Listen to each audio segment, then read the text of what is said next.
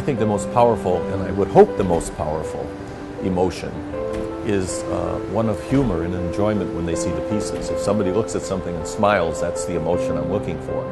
And I get the same emotion. If I'm not happy doing the piece, if the piece doesn't entertain me in some way, I stop and move on to something else.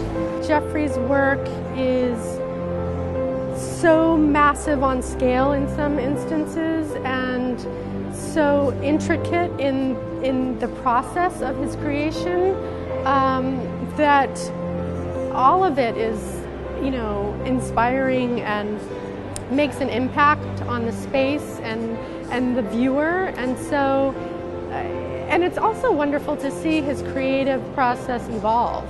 A fantastic venue, great. He's got a lot of work. It's, I can't believe how much work he has.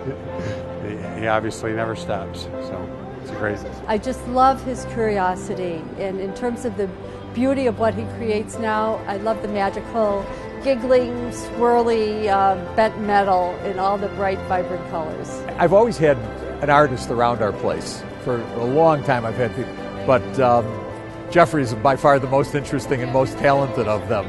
And it's so much fun because what we do is sort of boring for the most part. We punch holes in steel, but having Jeffrey around gives a whole new dimension to coming to work. It's fun. He's a creative man, obviously, but he's also very smart about designing for manufacturing. He's flexible in his design, which is huge for us, that if the part is off by 1/8 of an inch, it doesn't matter for this product, and it can, we're not going to have a rejection. At the end of the day, he's not going to come in and say, this is no good. He's very easy to work with and a genuinely nice man.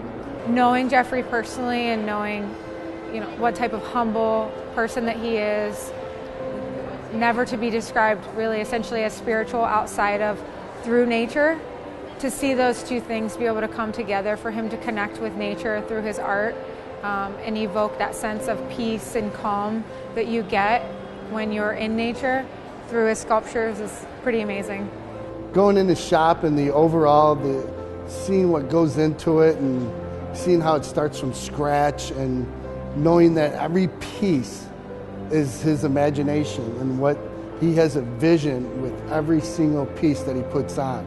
And that's what inspires me about it, is that I watch it from the ground up and I know that he names it and it means something, that every piece has a vision behind it, and that's what I really, really like about it. He brought me this twisted piece of metal and he asked me if I could chrome plate it. And I said, really? He said, yeah. And I said, oh, yeah, I probably could, because I do what everybody else doesn't want to do. Such joy. Yeah. It is very clear. All of his pieces have a range of joy and serenity to them, where some of them are calmer and some of them are more energetic, but all of it's coming from a very genuinely happy place. And you feel it when you look at them, and you feel it when you speak to Jeffrey himself. So we walked up to the quarry, and just to see his expression was like a kid in the candy shop. And from his joy and excitement, it just rubbed off on me. The emotions that I experience with Jeffrey's work is just sort of surprise and whimsy. They make me smile. Jeffrey has so creatively taken the physical parts of metal, boulders, earth kinds of qualities, and brought the humanistic relationship through the hard work and the effervescence of the creativity that expounds from it. Jeff has such creativity and imagination, and it comes out in all of his work. And it's who he is. And I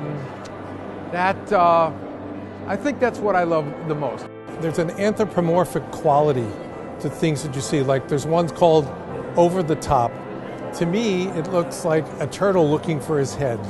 So I try to, put a creature, as it were, a living creature, into every work of art and see how he's bent it in his own way as a toy person, that the same thing is evidenced in what he does as a sculptor.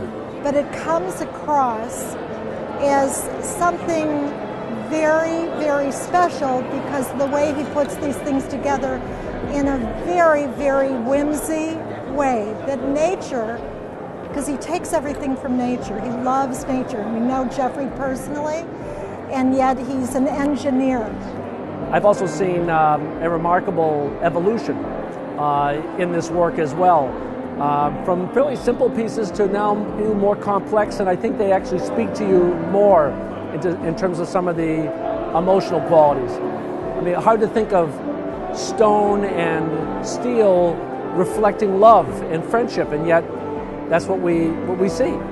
He has the golden rods coming out with the rocks on it, and the music of Sting, the mixture of the traditional and the modern, the softness of the wood, the hardness of the rock. It's very, to me, it touches me just in terms of its sheer beauty and also the creative genius behind it. Where I'm going from this stage forward, the great fun for me is I don't know. I mean, that's the joy of it. When I was doing one phase, realistic bronze, I thought that's where I'd be. When I was doing the second phase, I thought, so I know enough to know that I'm not going to be where I am right at the moment. Where I'm going is the surprise that I'm looking for. That's all.